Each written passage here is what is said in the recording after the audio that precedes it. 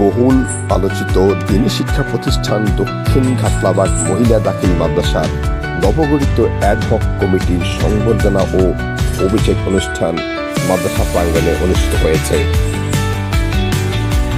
নোয়াখালী জেলার চাটখিল উপজেলার দক্ষিণ ঘাটলাবাগ মাদ্রাসায় 2 এপ্রিল সকাল 10টায় এস.এম. কামরুজ্জামান এর সঞ্চালনায় সভাপতিত্ব করেন অত্র মাদ্রাসার সুপারিনটেন্ডেন্ট মাওলানা ওমর ফারুক এবং প্রধান অতিথি হিসাবে বক্তব্য রাখেন ব্যবসায়ী ও অত্র মাদ্রাসার অ্যাডহক কমিটির সভাপতি আব্দুস সাত্তার। বিশেষ অতিথি হিসাবে বক্তব্য রাখেন সাবেক সদস্য নুরুল আমিন, অভিভাবক প্রতিনিধি মোহাম্মদ নেসের আলম, আব্দুর রহিম মিলন, সাবেক সদস্য মাওলানা বেলাল হোসেন, সাবেক সভাপতি মোহাম্মদ ইয়াসিন, সাবেক শিক্ষার্থী সদ্য ঢাকা বিশ্ববিদ্যালয়ে চান্স পাওয়া সামিয়া ইসলাম।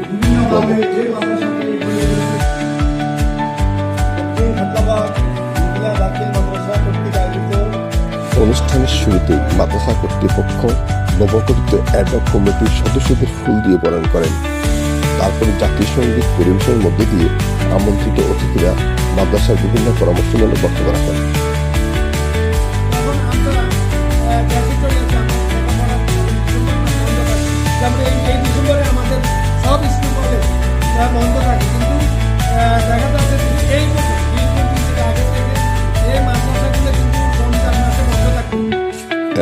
সোহেল, নিউজ ডেস্ক, বদ্বীপ, বাংলাদেশ।